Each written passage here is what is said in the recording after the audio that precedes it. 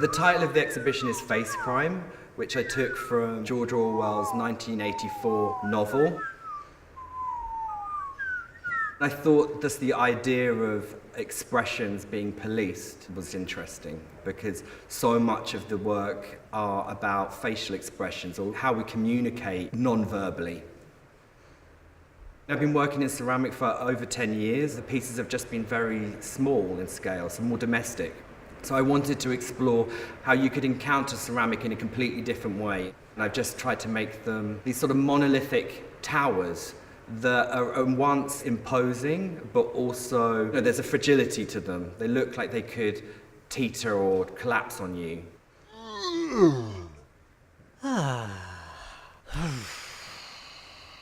Four main towers communicate with each other non-verbally. There's sigh, there's grunts, there's whistles. I'm hopeful that each tower has its own character, and you can tell that from the way that they communicate, but also the way that they're constructed and made.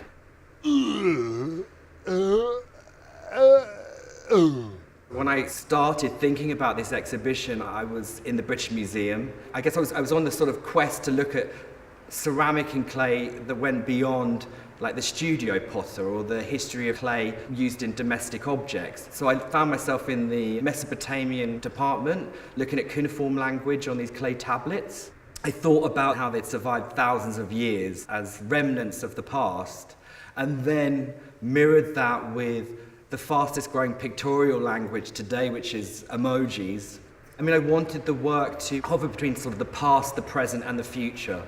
So in a way, they record these emojis as a pictorial language, but also they are kind of like a ruin for the future. There's sort of an ongoing function of them, but we don't quite know what that is. It's kind of part ruin, part body, it carries wool, or they're used as containers. You're sort of seeing certain elements as if they are in production, as if they're in that in-between stages of transformation. I mean, I really wanted them to feel like they're coming alive. The ruin is not dead, but it's sort of a frail body.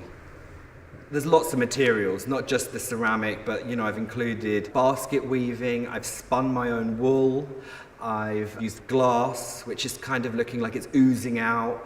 So there's this kind of bridge between this internal thing that's bubbling out. There's, the insides being waxed. Some of the columns have fingers, so they look like capillaries. The emojis look like they're being consumed or spat out.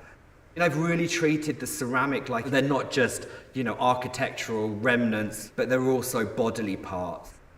The only more industrial elements you'll see in the work are the still hands and the still structure that sort of holds the columns together. In this case, I kind of saw them as if you were in hospital, actually. So if you have broken a leg, but then you have like a still structure. So I've taken out a segment on one of them, so you can actually see the steel rods that are holding it all together. But it also gives this sort of illusion of defying gravity. Two of the weightiest pieces are floating. So it's kind of going beyond your expectations of what material are. I felt like the sort of hollow shape lends itself to that sort of whistling sound. And I've become really interested in whistling languages from like northern Turkey and in the Canaries and mountainous regions. And again, it's sort of a universal language. You'll see that people have learned to communicate with whistles. With the masks, I did them very spontaneously. So in a way, they're kind of a record of my emotions of that day, the day that they were created.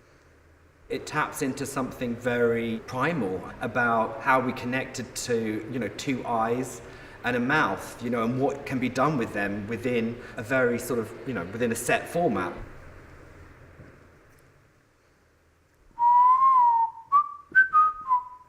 For me, the important aspect about using clay is it leaves the trace of the human body.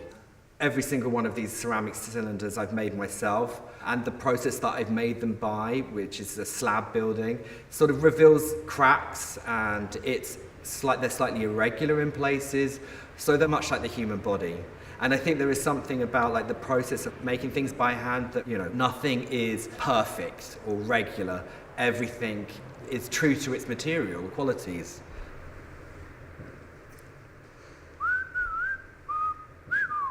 Hey.